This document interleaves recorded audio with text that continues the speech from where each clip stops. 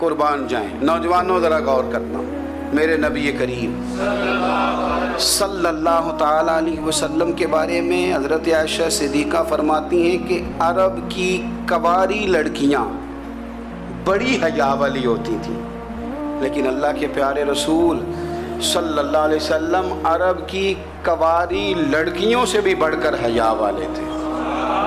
یہ ہمارے بچے مذاق میں ہمیں کئی دفعہ کہتے ہیں شادی کرا دو، شوگل میں کہہ دیتے، ابا کو کہہ دیتے ہیں، ابا کو نہیں منہ پہ آگے کہہ دیتے ہیں، کہتے ہیں یہ بڑا بھائی مصیبت بن گیا، یہ ہٹے گا تمہاری باری آئے گی۔ آپ کچھ ایسی باتیں کر رہے ہیں، کچھ ایسے انداز آپ اختیار کر رہے ہیں جو وزادار لوگ کرتے نہیں۔ شرم و حیا سے وہ چیزیں ٹھل جاتی ہیں جو باتیں ہمارے بچوں کی زبانوں پر بے باکی کے ساتھ آنے لگی ہیں۔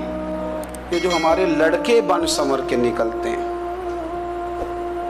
یہ جو میک اپ کا خرچہ لڑکیوں کے برابر لڑکوں کا ہوتا جا رہا ہے، یہ جو لڑکے بھی رات کو چہرے پر کریم لگا کر کے سوتے ہیں، یہ بتا سکتے ہیں کہ مقاصد کیا ہے؟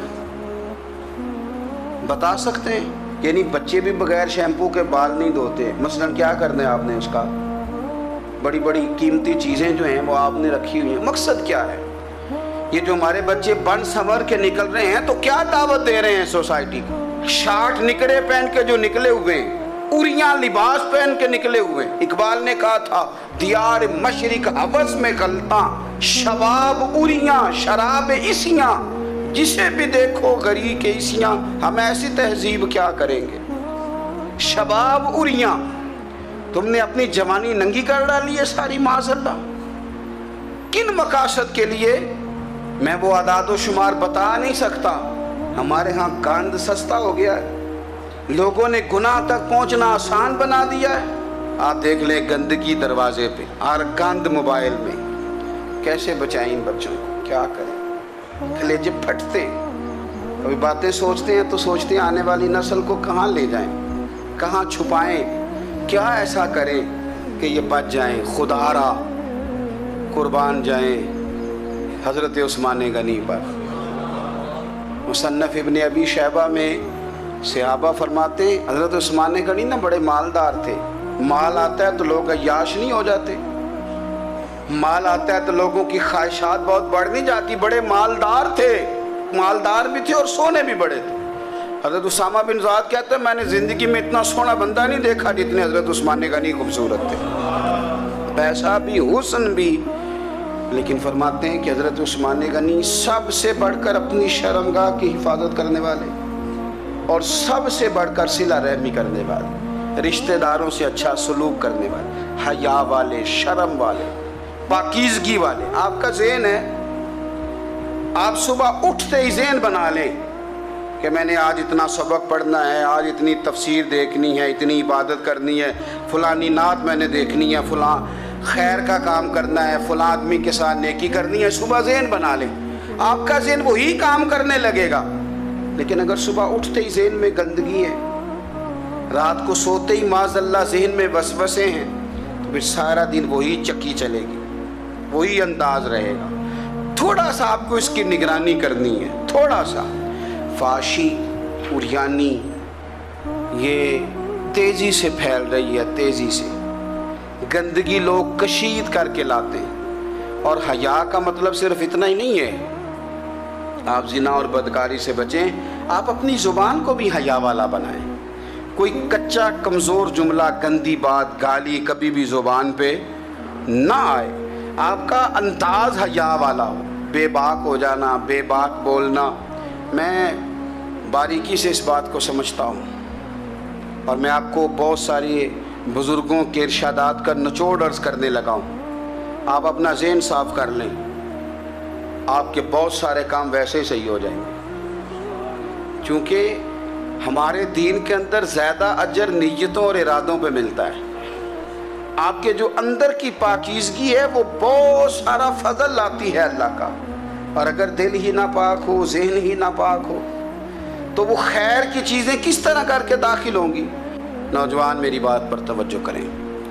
فرمایا وہ لوگ جو اپنی شرمگاہ کی والذین ہم لفروجہم حافظون، وہ لوگ جو اپنی شرمگاہ کی حفاظت کرتے ہیں۔ حضور غوث پاک رضی اللہ تعالیٰ عنہ فرمایا کرتے تھے، دو چیزیں انسان اپنی سنبھال لینا، ایک پیٹ اور ایک شرمگاہ، تو فرماتے تھے ولایت اس کے بڑی قریب آ جاتی۔ ہم نہ ان لذات میں الجھ جاتے۔ سیانے سیانے بندے، روٹی کمر سیدھی کرنے کے لیے کھانی چاہیے، زبان کے ذائقے کے لیے نہیں کھانی چاہیے۔ یہ زبان کا ذائقہ لگ جائے یہ کہیں کا نہیں چھوڑتا انسان۔ اپنی شرمگاہ کی جو لوگ حفاظت کر لیتے ہیں، کوئی بڑے سے بڑا گناہ کرنے سے بھی بندہ کافر نہیں ہوتا، بندہ کفر کرنے سے کافر ہوتا ہے۔ گناہ بڑے سے بڑا کرنے والا بھی گناہگار ہے، کافر نہیں۔ لیکن بعض گناہ ایسے ہیں جو جس وقت بندہ کر رہا ہوتا ہے اس وقت وہ مومن نہیں ہوتا۔ میرے نبی کریم صلی اللہ تعالیٰ علیہ وسلم نے فرمایا، جب کوئی شرابی شراب پیتا ہے اس وقت مومن نہیں ہوتا، جب کوئی چور چوری کرتا ہے تو اس وقت مومن نہیں ہوتا، اور جب کوئی زانی زنا کرتا ہے تو تب وہ مومن نہیں ہوتا۔ اتنی دیر کے لیے اس کے دل سے ایمان نکال لیا جاتا ہے۔ کفل کا ایک واقعہ ترمذی میں ملتا ہے۔ ایک شخص کفل نام کا تھا بنی اسرائیل میں، ایک عورت مجبور تھی، اس کے بچے بھوکے تھے، تو کفل نے اسے مائل کر لیا کہ تو میرے ساتھ گناہ کرے گی تو پھر میں تیرے بچوں کی روٹی تجھے دوں گا۔ تو وہ عورت پہلے تو بیچاری نہ مانی، لیکن بچوں کی بھوک دیکھ کے مجبور ہو گئی۔ جب کفل کے قریب گئی نا وہ عورت، اس نے دروازے سارے بند کر لیے۔ ترمذی شریف میں اس کا واقعہ موجود ہے۔ چاروں جانب سے بند ہو گیا سارا کچھ، لیکن جب وہ کفل کہتا ہے میں اس بی بی کے پاس جانے لگا تو عورت کا وجود کانپتا تھا۔ جس بندے کو گناہ کی طرف جاتے اس کی طبیعت میں ہیجان پیدا ہو تو معنی یہ ہے کہ ابھی ذہن پورا غلیظ نہیں ہوا، ابھی طبیعت پوری گندی نہیں ہوئی، ابھی ایمان کی بہت ساری قسمیں موجود ہیں، عورت کا وجود کانپتا ہے۔ تو کفل کہتے ہیں کہ میں نے اسے کہا کہ سارے دروازے بند ہیں، ڈرتی کیوں ہے؟ تو کہنے لگی ڈرتی اس لیے ہوں کہ سارے دروازے بند نہیں ہوتے، ایک دروازہ کھلا ہے اور وہ دروازہ رب قدیر کا دروازہ ہے، اسے کیسے بند کیا جا سکتا ہے؟ تو کہتے ہیں جب اس نے یہ لفظ کہے تو مجھ پر بھی بات کا اثر ہوا، مجھ پر بھی۔ تو میں نے کہا کہ اگر تو عورت ہو کے رب سے اتنا ڈرتی ہے تو مجھے تو اس نے مرد بنایا ہے، تو مرد تو ہوتا ہی وہ ہے جو اپنے آپ پر کنٹرول کر سکے۔ تو اب نہ معاملہ آگے جائے گا، اب یہاں بات رکے گی نہیں، جا میں تجھے آزاد کرتا ہوں۔ عورت گئی، اس نے توبہ کی کفل نے، اور رات رو کے کہنے لگا مالک آج میں نے توبہ کی ہے تو میرے اوپر مہربانی کرنا، میری توبہ ٹوٹنے نہ پائے۔ رات اس نے توبہ کی، رات ہی انتقال ہو گیا۔ لوگوں کو پتا تھا بڑا بے حیا ہے، بد کردار ہے، گناہ گار ہے، شاید لوگ اس کا چہرہ دیکھنے بھی نہ جاتے، پر مالک کریم ہے نا۔ حضور فرماتے ہیں سویرے اس کے دروازے پہ لکھ دیا اللہ نے، لوگوں رب نے کفل کے سارے گناہ معاف کر دیے ہیں، اس کے دروازے پہ لکھ دیا گیا۔ جب آپ اپنی حفاظت کرنا چاہتے ہیں تو اللہ پھر اسباب بھی پیدا کر دیتا ہے۔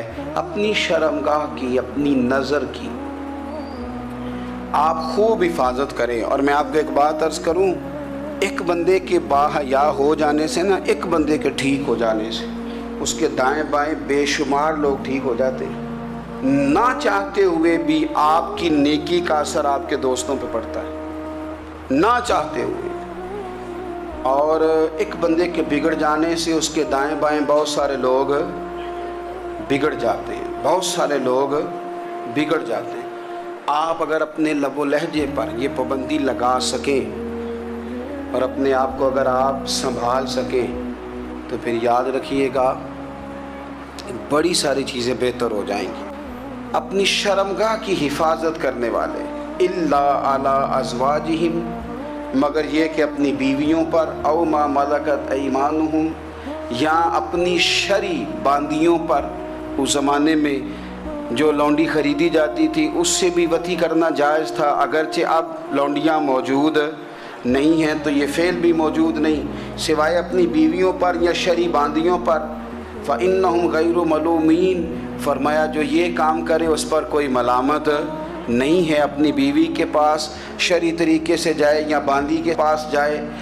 फ़मन इब्तगा वरा ज़ालिका, और जो आदमी इसके बाद इस हद से बढ़े, इसके सिवा कुछ और करे जो बंदा, फरमाया फ़उलाइका हुमुल आदून, ये लोग हद से बढ़ने वाले, जो लौंडियों और बांदियों के अलावा, अपनी बीवियों के अलावा किसी और जगह गंदगी करें, ये हद से बढ़ने वाले, हदों को क्रॉस करने वाले लोग हैं। फिर इरशाद फरमाया वल्लज़ीना हुम ली अमानातिहिम व अहदिहिम राऊन, और वो जो अपनी अमानतों और अपने वादों की रियायत करते हैं, अमानतें अदा करते हैं, वादे पूरे करते हैं। और वो लोग जो अपनी नमाज़ों की हिफाजत करने वाले हैं, जिनमें ये खूबियाँ आ गई। मेरा रब फरमाता है नमाज में खुशू वुज़ू हासिल हो गया, फजूलियात से बच गए, ज़कात अदा करने वाले बन गए, शर्मगाह की हिफाजत करने वाले बन गए, अमानतें अहद पूरे करने वाले बन गए, अपनी नमाज़ों के मुहाफिज हो गए। अल्लाहु अकबर, कुर्बान जाएं। मालिक फरमाते हैं उलाइका हुमुल वारिसून, यही लोग तो वारिस हैं। या अल्लाह किस चीज़ के? फरमाया अल्लज़ीना यरिसूनल फिरदौस, ये लोग जन्नत के वारिस हैं, ये जन्नत के वारिस हैं ये लोग। हुम फीहा खालिदून, और फिरदौस से, जन्नत से निकाले नहीं जाएंगे, हमेशा ही जन्नत में रहेंगे। ये आयात अल्लाह का मुतालबा भी है, ये आयात सहाबा, अहले बैत, औलिया अल्लाह, उन तमाम की सीरत का अक्स भी है।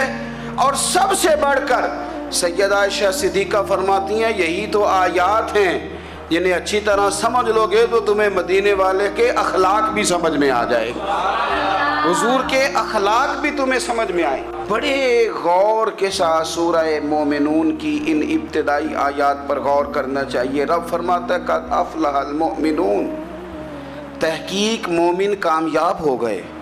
कौन से मोमिन? अल्लज़ीना हुम फ़ी सलातिहिम खाशिऊन, वो जो अपनी नमाज़ों में गिड़गिड़ाने वाले हैं, खुशू के साथ, आजिज़ी के साथ, इनकिसारी के साथ, ज़ौक़ के साथ नमाज़ पढ़ने वाले हैं। देखिए कुरान ने ये नहीं कहा शुरू में कि वो लोग अपनी नमाज पाबंदी से पढ़ते हैं, बल्कि फरमाया वो नमाज़ों में आजिज़ी करते हैं, वो नमाज में खुशू करते हैं, हुज़ू करते हैं। नमाज हम भी पढ़ते हैं,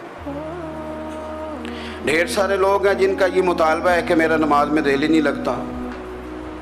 पहली बात तो ये है कि दिल ना भी लगे तो नमाज फिर भी पढ़नी है, और दूसरी बात ये है कि दिल लगाने को भी तो कुछ इंसान के पास चीज़ें होनी चाहिए ना, कोई ज़रूरियात होती हैं। सबसे पहली बात ये कि मसला नमाज का नहीं, मसला अहमियत का है। आपने अल्लाह तबारक व तआला की ज़ात की, रब करीम के जलालत की जितनी ज़्यादा अहमियत अपने दिल में महसूस कर ली, उतना ही नमाज की तरफ तवज्जो आपकी बढ़ जाएगी।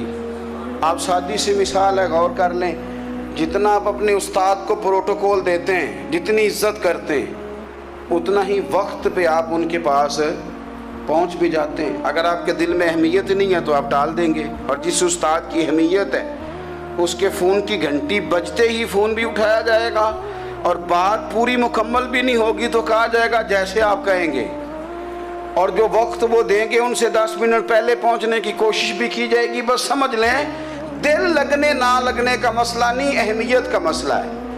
आप जितनी अपने मालिक की बारगाह की अहमियत समझ लेंगे, उतना ही वक्त पे मस्जिद आएंगे, उतना ही शौक़ से नमाज पढ़ेंगे। दूसरी बात, नमाज के तर्जुमे पे गौर करें। आप यकीन करें अगर नमाज का तर्जुमा हमें आ जाए ना, तो हमें तो यूँ लगे कि हम तो अपने मालिक की बारगाह में अर्ज़ो मारूज़ करने हाजिर हुए हैं। ये सूरह फातिहा ही देख लें आप, हुजूर फरमाते हैं, रब फरमाता है सूरत फातिहा आधी मेरी है आधी मेरे बंदे की है। जब उसने कहा अल्हम्दुलिल्लाह रब्बिल आलमीन अर्रहमानिर रहीम मालिकी यौमिद्दीन इय्याका नअबुदु व इय्याका नस्तईन, जब यहाँ तक वो लफ्ज़ कहता है तो ये हिस्सा मेरा था। उसने अपने रब की तारीफ़ की, और जब कहा ना उसने इहदिनस सिरातल मुस्तकीम, اب بندے نے التجائیں شروع کر دی. اس نے کہا کہ مالک بھی تو ہے, رحمان بھی تو ہے, رحیم بھی تو ہے, عبادت بھی تیری کرتے ہیں تو مدد بھی تو تجھی سے مانگنی ہے نا. اب مہربانی فرمانا اہدنا الصراط المستقیم, ہمیں سیدھا راستہ دکھا دے. صراط الذین انعمت علیہم, ان لوگوں کا راستہ دکھانا جن پر تو نے انعام کیا ہے. غیر المغضوب علیہم ولا الضالین, ان کے راستے پہ نہ چلانا جن پر تیرا غضب ہوا, جو گمراہ ہو گئے ان کے راستے. تو نماز میں جب ترجمے پر آپ کا غور ہوتا ہے تو آپ کا تو دل خود بخود لگ جاتا ہے, شوق بڑھ جاتا ہے آپ کا. تو اتنی چیزیں ہم زندگی میں یاد کرتے ہیں, تو اگر ترجمہ بھی نماز کا یاد کر لیں اور پھر شوق سے پڑھیں تو آپ یقین کریں طبیعت کھینچی چلی آئے گی. ہمارے یہاں کچھ لوگ نماز پڑھتے ہیں پر بڑی لاپرواہی سے پڑھتے ہیں, کبھی ادھر دیکھتے ہیں کبھی ادھر دیکھتے ہیں, کبھی بال سہلاتے ہیں. وہ میں نے دیکھا ہے سجدے جا رہے ہیں تو سیانے سیانے بندے کبھی کپڑے کو چھیڑ رہے ہیں, کبھی جگہ